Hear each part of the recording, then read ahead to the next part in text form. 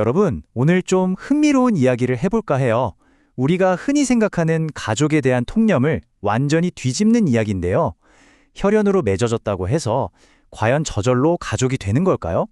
부모와 자식의 관계를 아주 새로운 시각으로 한번 들여다보겠습니다.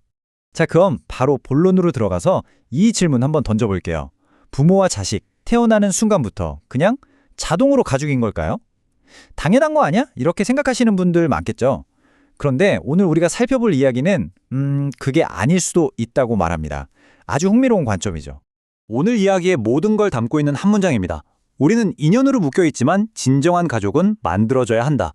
무슨 뜻일까요? 그러니까 혈연이라는 건 그냥 주어진 연결고리일 뿐이고 우리가 생각하는 진짜 가족은 노력을 통해서 만들어내야 하는 거다. 뭐 이런 이야기예요. 이 둘의 차이가 뭔지 지금부터 제대로 한번 파헤쳐보죠. 첫 번째 주제는 바로 부모의 진정한 역할입니다. 많은 부모님들이 다 큰 자녀를 독립시키는 걸 굉장히 힘들어 하시잖아요. 과연 그게 진짜 자녀를 위한 길일까요? 부모님들은 흔히 정 때문에, 애착 때문에 자녀를 계속 곁에 두려고 하죠. 평생 보호해주는 게 내 역할이라고 믿으시고요. 그런데 오늘 살펴볼 관점은 아주 단호합니다. 이런 행동이 오히려 자녀의 성장을 가로막는 일종의 자연법칙 위반이라고까지 이야기하거든요. 자, 다음으로 넘어가 볼까요? 흥미롭게도 자연에는 자녀가 독립으로 가는 명확한 나이대별 스케줄이 정해져 있다는 개념이 있습니다. 그 첫 번째 중요한 나이가 바로 21살입니다. 법적으로 성인이 되는 나이죠. 바로 이 시점부터 부모와 자식의 관계 역학이 완전히 달라져야 한다는 겁니다. 여기 그 시간표가 자세히 나와 있는데요. 자녀의 성장을 크게 세 단계로 나눠요. 먼저 21살까지는 보살핌의 시기예요. 부모의 지도랑 보호가 필요한 때죠. 그리고 21살부터 29살까지는 의논의 시기로 바뀝니다. 이때는 자녀에게 자유를 주고 부모는 조언자 역할로 바뀌어야 해요. 마지막으로 30살이 넘으면 완전한 독립의 시기입니다. 이때는 반드시 집을 떠나서 사회를 겪어야 하고 부모의 경제적 지원도 받으면 안 된다고 말합니다. 이 시간표를 어기면 어떻게 될까요? 아주 심각한 결과가 따른다고 경고합니다. 30 이후의 지원은 어리석은 짓이다. 그 어려움은 결국 가족에게로 되돌아올 것이다. 부모의 도움이 오히려 독이 될 수 있다는 정말 강한 메시지죠. 자, 이제 이번 이야기의 진짜 하이라이트입니다. 인연과 가족, 이 두 단어 사이에 어떤 결정적인 차이가 있는지 한번 들여다보겠습니다. 먼저 인연을 볼게요. 이건 말 그대로 자연이 정해준 연결고리예요. 내가 선택한 게 아니죠. 부모와 자식 관계는 바로 이 인연이라는 상태에서 출발합니다. 이게 기본 설정값인 셈이죠. 반면에 가족은요, 우리가 직접 만들어가는 개념입니다.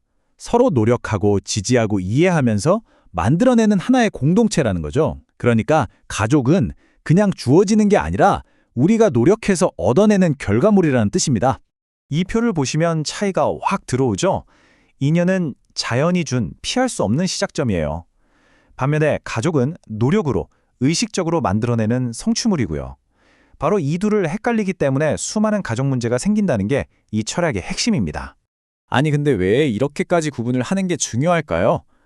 네 번째 파트에서는 이 모든 관계를 관통하는 기본 법칙, 그리고 그 법칙을 어겼을 때 어떤 일이 일어나는지 살펴보겠습니다. 핵심은 아주 간단합니다. 모든 인연에는 반드시 의무가 함께 온다는 거예요. 자연이 어떤 관계를 맺어줬다면 거기에는 우리가 해야 할 역할과 책임이 분명히 있다는 거죠. 그 논리적인 흐름은 이렇습니다. 첫째, 자연이 우리에게 인연을 줍니다. 둘째, 그 인연에는 반드시 의무가 따르고요. 셋째, 각자 자기 의무를 다하면 관계는 조화로워집니다.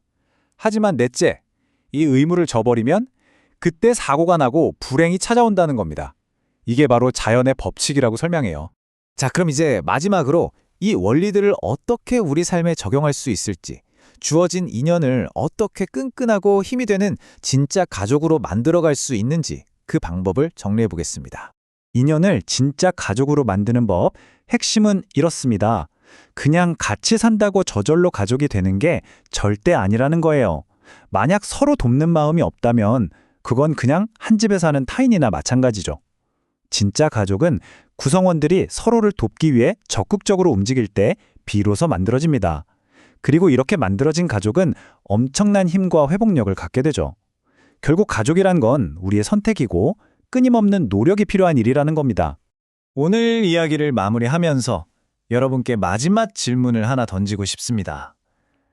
여러분은 지금 가족을 만들어가고 계신가요? 아니면 그저 주어진 인연과 함께 살아가고 계신가요?